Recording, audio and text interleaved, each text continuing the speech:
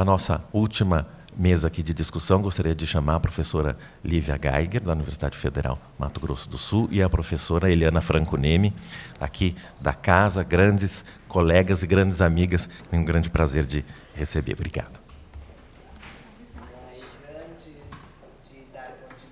Eu gostaria de avisar que está presente entre nós, até para conhecer como nós realizamos os seminários, o professor André Costa, que é diretor da FEA.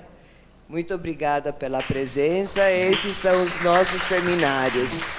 E a professora Maria Cristina De Sico, que está se retirando. Obrigada. Bom, boa tarde, né, a todos. Eu gostaria de, primeiramente, agradecer o convite da professora Mônica Herrmann. É sempre uma honra, né, receber um convite da minha orientadora de pós-doutorado. Gostaria aqui de dizer que é uma satisfação voltar aqui na USP, aqui em Ribeirão Preto, reencontrar meus amigos, meus parceiros. E, enfim, é uma grata satisfação. O tema que eu vou tratar aqui, na verdade, a mesa que eu fui convidada, é sobre contratos ambientais, né? Mas eu gostaria de esclarecer desde o início que eu não pretendo negociar a proteção do meio ambiente, né? Quer dizer, é um bem indisponível, intransigível, e então eu pensei como tratar a questão ambiental aqui, né, na presença dos meus colegas civilistas, e aí eu falei, bom, eu tenho que buscar algumas perspectivas dos deveres de proteção ambiental no âmbito dos contratos. Então, assim, para começar,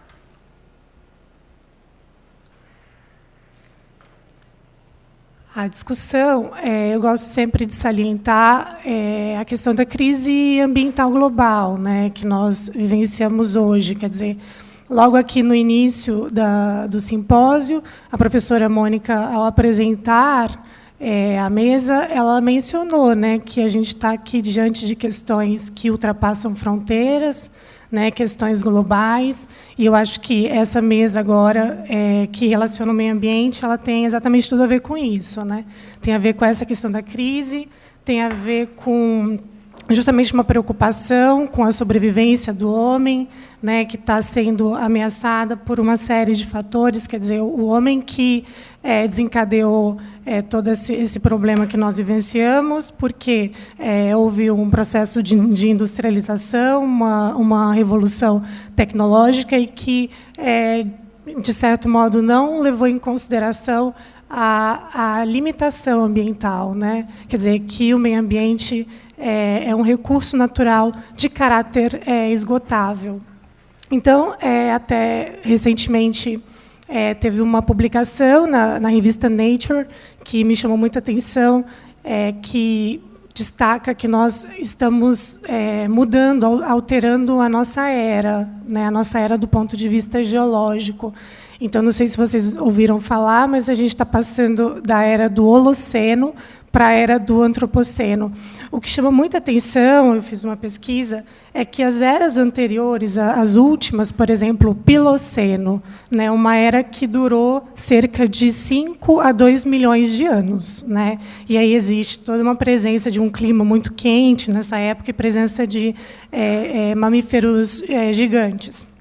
Depois, uma outra era, Pleistoceno, que durou cerca de 2 milhões de anos. E aí, o início de uma era glacial e a própria evolução humana. Aí vem o Holoceno, né, que é essa era que nós estamos ultrapassando, que parece ter durado apenas 11 mil anos. Então, isso me chamou um dado que me chamou a atenção, quer dizer, ela é representada justamente pelo fim da era glacial e por um processo de expansão da civilização humana, né? Então, um processo de expansão que, obviamente, às custas, né, da natureza, enfim, utilizando o meio ambiente de maneira absolutamente desregrada. Então, assim, hoje nós temos essa nova era, que seria a era do Antropoceno, é uma era que afirma o ser humano como sendo o ser mais importante do planeta em termos de dominação. Ele domina o planeta, né, do ponto de vista ambiental. Então, quer dizer, nós dominamos a natureza, né? E aí a gente tem essa questão da crise global. Então, e hoje, se você pegar do ponto de vista internacional, você tem exatamente 3 manifestações importantes dessa crise ambiental.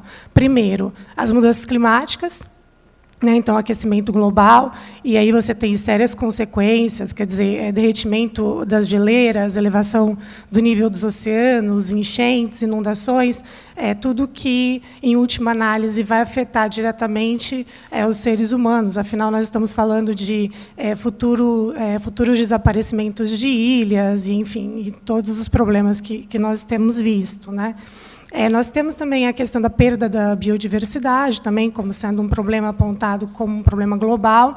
Estima-se hoje uma perda no nível de 100 a 1000 vezes maior do que o normal. Né? Então, com isso, nós estamos perdendo recursos genéticos, né? Fora todo o desequilíbrio ecológico que é causado a partir dessa extinção de espécies. E, por fim, e aí eu considero também, quer dizer, tem uma questão que próxima demais a nós, que é a questão dos produtos químicos, né, que também hoje é colocada como sendo uma questão global e emergente, né, quer dizer, justamente essa questão, nós estamos expostos, né, a um número muito elevado e uma variedade de produtos químicos, em razão, principalmente, aí que nós estamos vendo, da questão dos agrotóxicos e a forma como ele vem sendo utilizado, enfim. Isso é uma questão extremamente séria. A gente tem uma pesquisa nos Estados Unidos, por exemplo, que aponta que um cordão umbilical de um recém-nascido hoje apresenta cerca de 200 produtos químicos, quer dizer, é absolutamente surreal. Então, assim, nós estamos expostos a todos esses problemas, e é justamente a questão dos produtos químicos também, ela me leva a pensar que foi justamente o objeto do despertar da consciência ambiental na década de 60. Né? Então, parece que o tempo não passa, porque se discutia isso na década de 60, quer dizer, a gente teve uma obra extremamente clássica, chamada Primavera Silenciosa, né, da autora, bióloga e jornalista norte-americana Rachel Carson, que despertou o mundo, né, para a questão ambiental. E, enfim, ela retratava justamente a utilização indiscriminada dos agrotóxicos. Primavera Silenciosa, na verdade, tem a ver com silêncio no canto dos pássaros, que, num determinado dia de primavera, estavam todos mortos. Né? Então, é um livro maravilhoso e enfim, né, quer dizer, extremamente atual também, infelizmente. Então, eu gosto sempre de salientar. Então, é isso, é justamente a omissão, né, e a ação do homem que gerou essa prática irresponsável e essa crise global que nós presenciamos. Então, e aí, quer dizer, em contrapartida, eu acho que aí já pensando aqui na nossa situação aqui do nosso seminário, né? Quer dizer, a gente identifica alguns direitos fundamentais com os seus deveres, né? Que são uma contrapartida desses direitos. Então, quer dizer, existem direitos fundamentais que têm que ser exercidos de maneira solidária, respeitando os interesses e as demandas da sociedade. Então, são deveres que têm que, como a professora Elza comentou aqui no início, quer dizer, você precisa ter um olhar para o outro, né? Você precisa ter um olhar para a coletividade. E quando se fala de meio ambiente, a gente vai muito mais além, porque a gente precisa ter um olhar para as futuras gerações, né? Aquelas que nem sabemos se virão. E é isso, né? É nesse contexto de direito-dever que a solidariedade se apresenta. Né? E, em termos de meio ambiente, a gente vai encontrar a solidariedade num duplo perfil. Né? Uma solidariedade intrageracional, que é uma solidariedade entre nós, e uma solidariedade intergeracional, que ela tem um caráter de temporalidade, quer dizer, é a nossa preocupação da nossa geração com as futuras gerações. Então, tem um conteúdo ético nisso que é importantíssimo, é brilhante. E essa solidariedade intergeracional, né? Quer dizer, um consenso global acerca desse viés, né? Desse paradigma. É uma solidariedade que já, se você pensar, ela foi chancelada, né, no relatório Brundtland, em 1987, quando se diz que o conceito de desenvolvimento sustentável é atender às necessidades das gerações presentes, assim como atender às necessidades das gerações futuras. Né? Então, a gente está falando de uma construção de um conceito em nível global, né, que deve ser atendido e que inspira a nossa legislação. Então, quer dizer, depois do relatório Brundtland, todas as convenções, a Rio 92, a Rio +20, a agenda hoje, que nós temos a Agenda 2030, que é a Agenda do Desenvolvimento Sustentável, que inclui a questão ambiental, quer dizer, tudo isso tem como fundamento o nosso dever, né, para com as gerações futuras, além do nosso direito ao meio ambiente ecologicamente equilibrado. Então, é importante aqui colocarmos em relação a essa questão da autodeterminação e da liberdade do indivíduo em face a essa solidariedade, esse dever de solidariedade. Quer dizer, a gente não pode ter a liberdade, ela não pode ser ilimitada, né? É necessário ter uma responsabilidade, né? Responsabilidade com o coletivo, com o outro e com as gerações futuras. Por isso a gente fala em responsabilidade socioambiental, né? Então, e isso a professora Maria Cristina também fala da mesma coisa que eu. Ela fala dos deveres da sociedade globalizada que se concentra na solidariedade. Não existe democracia sem direito, mas ela só vai se consolidar com deveres. Então, exatamente no mesmo sentido, né, de trabalhar com essa ideia de direito, dever e responsabilidade. Bom, vai ser rápido. Então, você breve. Então, a gente tem a Constituição, e eu acho que a professora Eliana vai falar justamente sobre isso. A gente conversou agora há pouco, ela vai justamente falar sobre a questão constitucional, mas é bem no sentido de incorporar essa ideia de solidariedade intergeracional e dever no artigo 225, quando fala que todos nós temos direito ao meio ambiente, mas também temos deveres, né? E essa questão dos deveres do poder público e da coletividade, é necessário que isso precisa ser interpretado de maneira mais abrangente, né? A gente está falando de coletividade no sentido de instituição, organização, empresa e indivíduos, né? Responsabilidade de todos para defender e preservar o meio ambiente. Isso vai gerar obrigações, né? As obrigações, nossas obrigações negativas, no sentido de nos abster de degradar o meio ambiente, né? E obrigações positivas, no sentido de sermos preventivos, agirmos com precaução, repararmos o meio ambiente em caso de dano. Então, quer dizer, essas obrigações, caso sejam descumpridas, existe na Constituição Federal uma reparação, uma responsabilidade que é objetiva, enfim, em face do poluidor.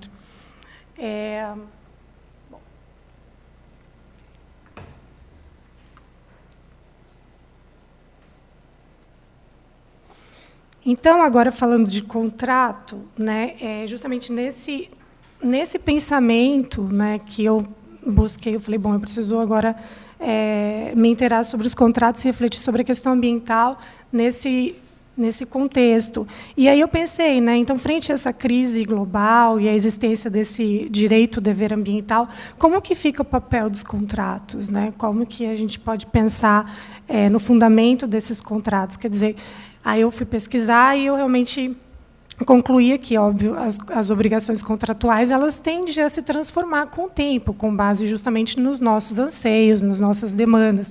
Inclusive, quer dizer, eu acho que a gente precisa abandonar a ideia clássica de que o contrato é uma concepção restrita entre partes, né?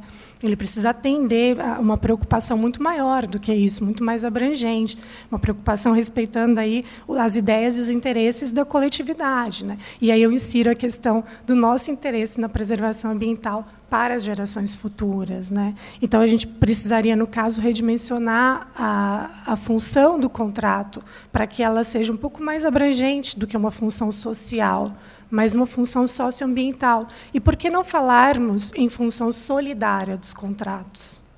Né? Então, de repente, esse termo é um termo absolutamente atual, né? Que eu acho que talvez se encaixe, né? Quer dizer, a autonomia privada, né? Ela não é intangível e ela pode e deve ser limitada em face dos interesses da sociedade e das gerações futuras.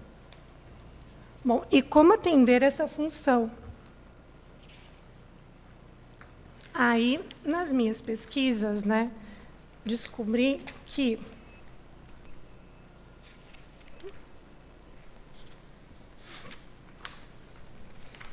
que há uma perspectiva de introdução de cláusulas ambientais nos contratos. Então, como eu disse no início, não se trata de negociar a proteção do meio ambiente, em hipótese alguma. Isso seria um bem intransigível, né? Mas, de alguma maneira, você acrescentar cláusulas de proteção ambiental que podem se somar, por exemplo, à questão da responsabilidade tríplice que tem na Constituição. A gente tem a responsabilidade objetiva na esfera penal, administrativa e civil. Então, de repente, o contrato ele pode trazer alguma cláusula protetiva a mais, no interesse da sociedade. E aí, sim, nessa pesquisa, eu realmente descobri que existem cláusulas hoje que suspendem, então, o contrato, ou, enfim, extinguem o contrato, no caso de termos uma das partes que descumpre as normas ambientais. Então, existe essa possibilidade, esse tipo de cláusula tem sido utilizado. E aí, vamos aos bancos. O pessoal estava falando dos bancos aqui na mesa anterior, e a gente tem um contrato nas instituições financeiras. Então, quer dizer, tende a, como os bancos eles podem ser enquadrados como poluidores indiretos, e a legislação ela responsabiliza o poluidor indireto, legislação ambiental, o direto e o indireto. Então, em caso de financiar uma atividade, por exemplo, um contrato que envolve um agronegócio, o banco ele precisa se preocupar com o risco dessa atividade, sendo que poderia responder. E aí eles incluem umas cláusulas nesse sentido, quer dizer, se a parte desrespeitar normas ambientais, condicionantes, o próprio licenciamento ambiental ele é obrigatório, nesses contratos de financiamento por instituições. Enfim, e se torna interessante, apesar de ser óbvio, tem um interesse, privado, mas de qualquer forma se soma, eu acho, a proteção. Eu acho que a gente vai avança, a gente aumenta o nível da proteção ambiental. Enfim, então achei interessante trazer essa ideia dessas cláusulas ambientais, e dizer que realmente é muito importante a gente pensar na ideia do contrato hoje, envolvendo os valores da sociedade, envolvendo as preocupações com as futuras gerações, e pensar, ter criatividade, de repente, em utilizar essas cláusulas ambientais a favor do meio ambiente, apesar de outros interesses. Era isso que eu tinha para dizer. Muito obrigada.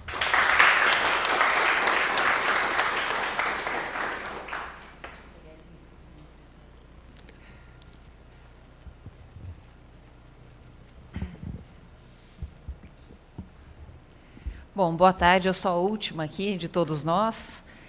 Então, vamos lá. Eu vou cumprimentar a professora Elza, na pessoa de quem eu cumprimento todos os demais presentes, integrantes, agradeço a professora Mônica. Mas eu acho que se nós tivéssemos assistido todas essas conversas hoje, a gente já sairia daqui com um livro pronto, porque o que um fala, o outro aproveita, o outro... Eu falei, poxa, eu não tinha pensado nisso. Enfim, nem se a gente tivesse combinado ia dar tão certo, não é, o que nós vamos fazer por aqui. Mas o que eu pretendo dizer a vocês? Tá? Eu sou uma constitucionalista, obviamente vou trazer o meu tema para a minha área de interesse.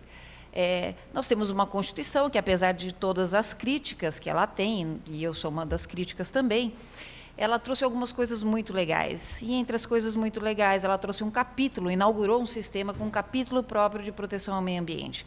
Essa é uma sinalização que o Constituinte dá para a gente, dizendo, olha, isso aqui é um assunto importante, tá? Esse é um assunto que tem que ser colocado no topo da pirâmide, e nós temos que protegê-lo como nós protegemos outros tantos direitos fundamentais, que estão atrelados à ideia de uma vida decente, uma vida digna, que é o fundamento dessa nossa república.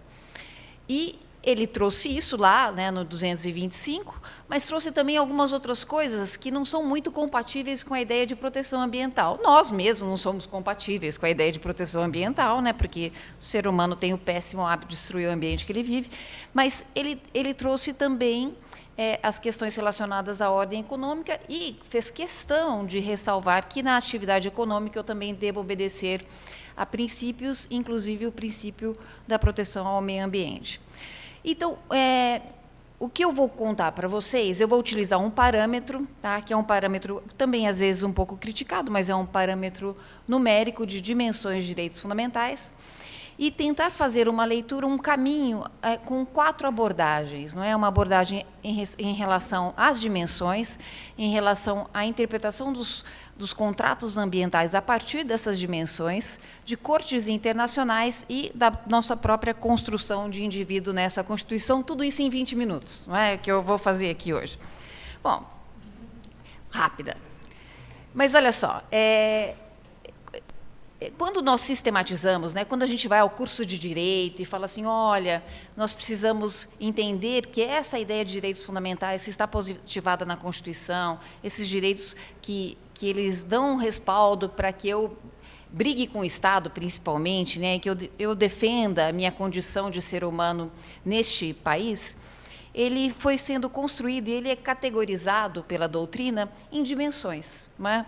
Gerações, dimensões, eras de direitos fundamentais, mas é possível que a gente compreenda uma análise contratual a partir dessas dimensões. Quer dizer, se num primeiro momento, se numa primeira dimensão dos direitos fundamentais, eu estou pensando nos direitos de liberdade, né? Tudo que a gente quer, quando a gente fala em direitos de primeira dimensão ou primeira geração, é a abstenção da atividade estatal. Eu quero dizer para o Estado, por favor, não interfira, deixa que eu me vire, eu cuido da minha vida, eu cuido dos meus valores próprios, e você, Estado, quando você interfere, você só faz desagregar, você só faz atrapalhar.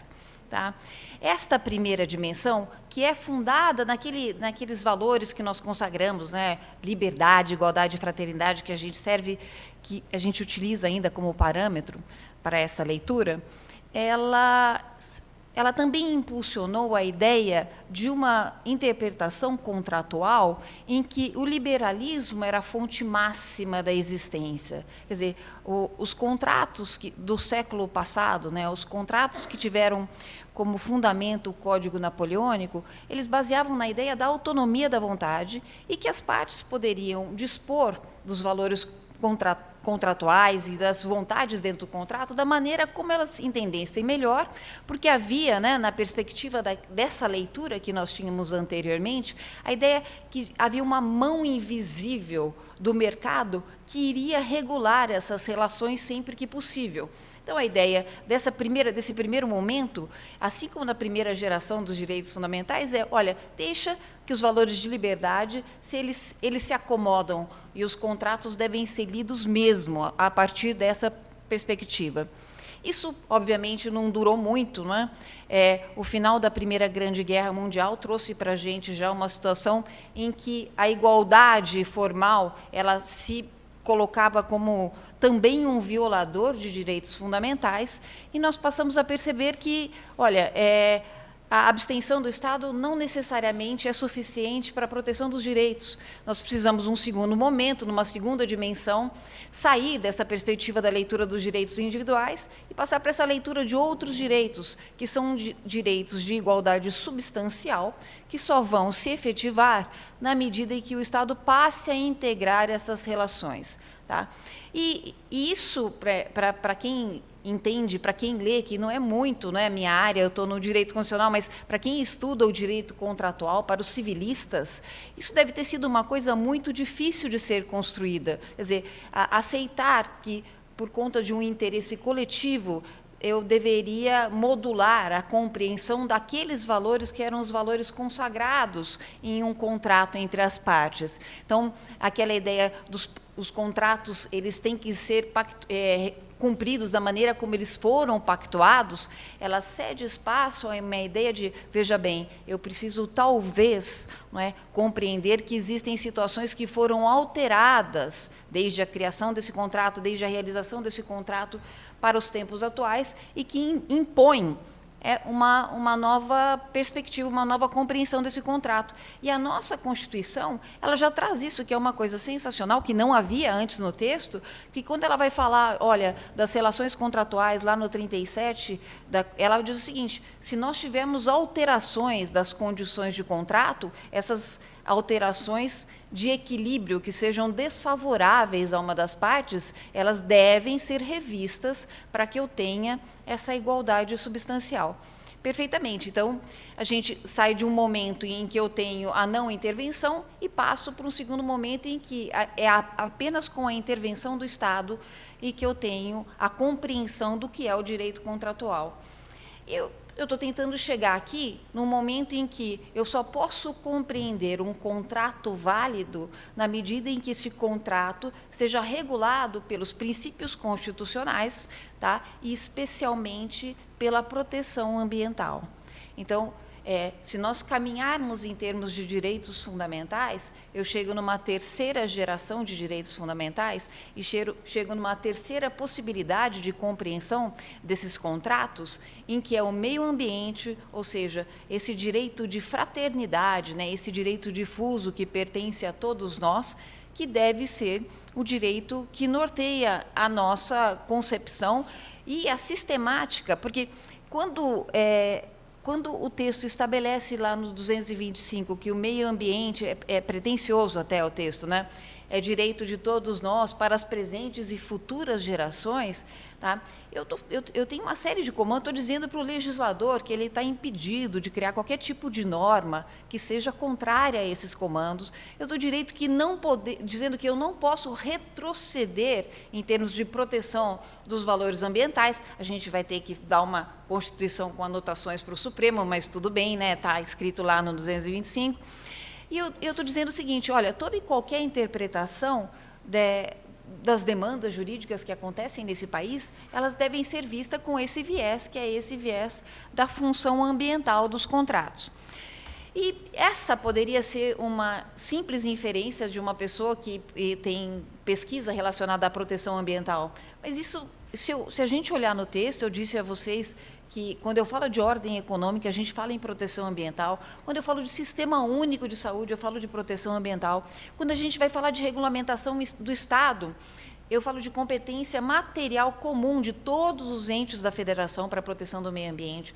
Eu falo de competência concorrente para a regulamentação dos danos que são causados ao meio ambiente, ou seja, existe toda uma estrutura normativa na Constituição que sinaliza, tá? Isso que a Lívia acabou de dizer, que hoje eu tenho que compreender o contrato não como um contrato em si, apenas com o interesse daquelas partes envolvidas ou talvez de outras pessoas, mas muito mais que isso, né? Eu não preciso recordar a todos nós o que tem acontecido nesse país esse ano. Quer dizer, se a gente assiste jornal, a gente nem assiste mais, mas tudo o que aconteceu esse ano em termos de tragédias naturais que impactaram gravemente essa sociedade, tá? E eu não estou falando de perdas físicas só, perdas patrimoniais, existem espécies que foram assim, extintas por conta do que aconteceu em Brumadinho, tá? Então, esse planeta, a biologia deste planeta e do nosso país especificamente está sendo comprometida irreparavelmente por comportamentos que não foram interpretados de acordo com o que está estabelecido aqui. E, além disso, tá, eu tenho outras considerações, quer dizer, esses direitos, né, nós sabemos que o maior violador dos direitos fundamentais, dos direitos humanos, é o Estado, o inimigo sempre é o Estado. Tá? E a gente vem tentando resolver isso de uma maneira ou de outra através de criação de cortes internacionais, que não funcionam assim maravilhosamente bem, mas é melhor do que nada. Funcionam em alguns casos, que é melhor que não funcionar nunca. Tá? E essas cortes internacionais, se em um primeiro momento elas trabalhavam também na tutela dos direitos de primeira dimensão, quando nós que estamos aqui vinculados ao sistema internacional americano, quem vai fazer pesquisa de jurisprudência, quando a gente vai lá na Corte Interamericana, você vê, olha, só tem morte e desaparecimento forçado. Né? Eu não consigo chegar à Corte com outra demanda que não seja uma demanda de uma perda de um direito de primeira dimensão, porque a gente está estava começando, não é, a discutir isso. A partir de um certo momento, a Corte caminhou um pouco mais e passou a enfrentar questões relacionadas aos direitos trabalhistas, não é, relacionadas à possibilidade de voto, o que já é uma constante no modelo europeu, não é? O que também é, assim, de maneira bastante interessante, uma realidade no sistema, no modelo africano, que tem esses valores culturais como uma mola importante de propulsão, mas muito mais tardiamente e recentemente, infelizmente também em relação a nós, os sistemas internacionais, eles têm conseguido fazer a tutela ambiental, ainda que de maneira difusa. Quer dizer, eu ainda não consegui demandar, e não é possível isso, tá? Mas no sistema interamericano, pedindo a proteção do meio ambiente, a tutela ao meio ambiente enquanto o Estado violador.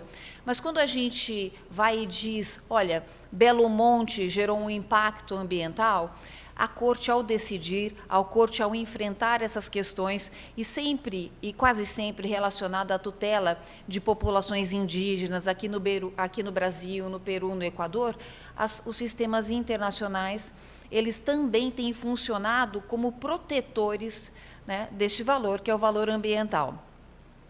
O que a Lívia disse, tá? Eu acredito muito que vai ser uma determinante futura. Quer dizer, as relações contratuais, tanto no esquema horizontal como vertical, hão de ser determinadas pela capacidade de lesão ou de proteção que esses contratos eles possam gerar ao meio ambiente. Mas só um ponto interessante também, né, se a gente está caminhando nessa tutela dos contratos, né, e da proteção do meio ambiente pelas cortes internacionais, há 2 anos o TPI, né, que é um tribunal de crimes, coisas mais graves do mundo, né, eles são submetidos ao Tribunal Penal Internacional. Há 2 anos o Tribunal Penal Internacional, quando o TPI ele solta alguns relatórios que ele vai definir quais são os critérios de admissibilidade em relação aos crimes que lhes são apresentados, né? Porque uma série de denúncias chega ao TPI e ele tem uma carta de critérios. E há 2 anos o Tribunal Penal Internacional ele entendeu que o impacto ambiental, tá? A capacidade de um crime ele gerar impacto ambiental é um determinante de priorização, de apreciação das demandas que forem oferecidas em relação a esses graves crimes cometidos contra a humanidade. Ou seja, ainda que eu não tenha uma corte internacional própria, né, para apurar esse tipo de crime, eu não tenho um tribunal ambiental internacional, eu já tenho a sinalização de que os outros tribunais estão preocupados com aquilo que a gente fala do ecocídio, né? Que se acabar o planeta, é uma triste notícia, todos nós morreremos, menos as baratas, né? E não gostaria de viver num planeta só com baratas. Mas então essa é uma coisa que a gente tem que tomar bastante cuidado. E aqui eu vou pegar o gancho da Lívia, não é? Que a gente assim conversou assim intelectualmente, ela nem sabe, né, mantras, né, intelectuais, porque essa Constituição, tá, em que pese ela ser muito legal e trazer uma série de direitos, ela tem um pequenino problema, tá? Ela coloca como centro do mundo o ser humano, que vocês sabem, a gente não é muito de confiança, tá? Então, ela vem e fala assim, olha, eu começo falando, olha, tem princípios, eu sinalizo, eu tenho um título inteiro de direitos fundamentais, 78 incisos. O cara que pega isso aqui e lê e fala, eu sou o dono do mundo, não é? Porque tem 78 incisos só no começo do artigo 5º, fora direitos sociais, direitos de nacionalidade, direitos políticos, participativos. Então, quem lê isso aqui, fala assim, o mundo existe para mim, né? Porque eu não tenho que me preocupar com o outro, sou eu.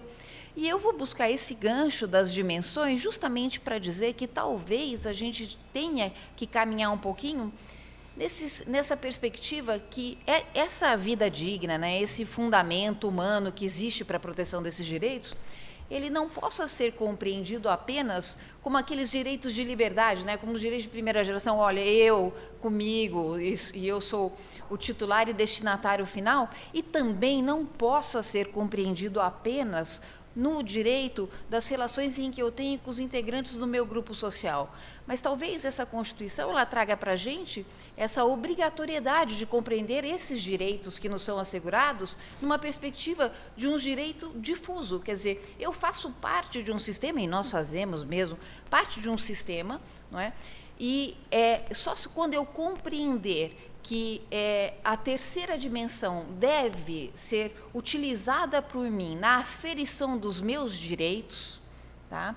É que eu vou conseguir retornar ao Estado os deveres que eu tenho em relação a todas as outras pessoas que o compõem. Então, talvez todos nós, né, a gente tenha que repensar essa briga que nós temos em relação à proteção dos valores constitucionais e tentar trazer um bônus de conscientização em relação a essa vida digna, que tipo de vida digna e que tipo de ser humano está sendo protegido com a sua vida digna nessa Constituição de 1988. São só essas as minhas considerações, tá? Eu agradeço muitíssimo a paciência de vocês, tá bem? Gravados, hein? 1h certinho.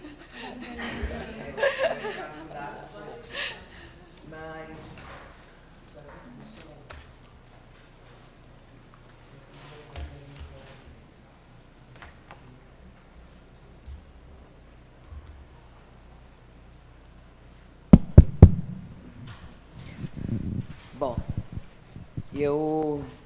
na realidade, eu adorei essa parte de vocês, da parte ambiental, do impacto ambiental sobre a nossa vida de hoje, principalmente a Eliana, que tocou de perto num assunto que é meu, particular, que é a Constituição.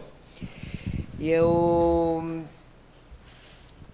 gostaria apenas de dizer que é um compromisso meu com essa escola de começar num dos próximos seminários pelos, talvez, contratos, mas a tutela ambiental.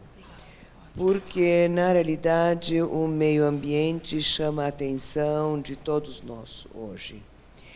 É um assunto extremamente importante, é um assunto que traz reflexos na parte contratual,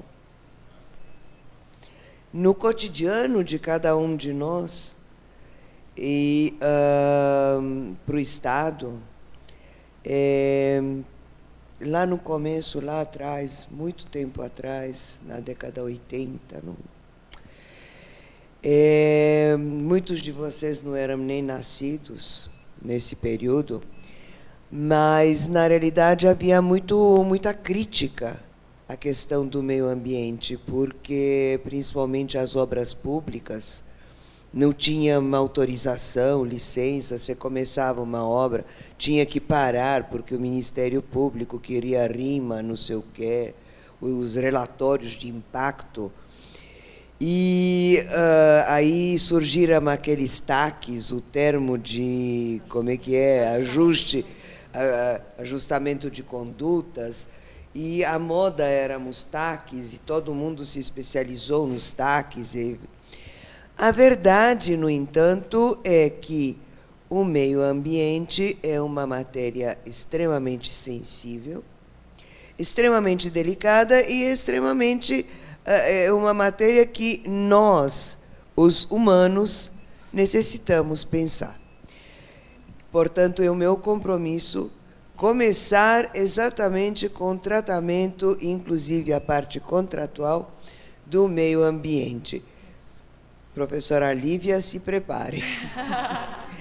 Mas, com isso, eu queria agradecer a todos os nossos convidados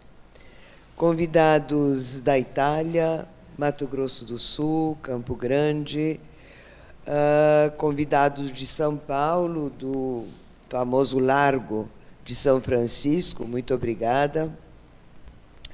Agradecer aos nossos professores, que colaboraram aqui com a realização deste seminário internacional. E termino por agradecer especialmente ao professor André Costa, que veio para saber exatamente como nós, os Datavenha, trabalhamos. E até que trabalhamos bem, né? Mas muito obrigada a todos e registro e deixo registrado o fato de que todos os painéis dessa manhã ficarão à disposição no YouTube e o restante vocês perguntem para a Cláudia, que é a dona da comunicação dessa faculdade, como acessar. E eu já aprendi. Mas parece que tem que ter um link especial, não é?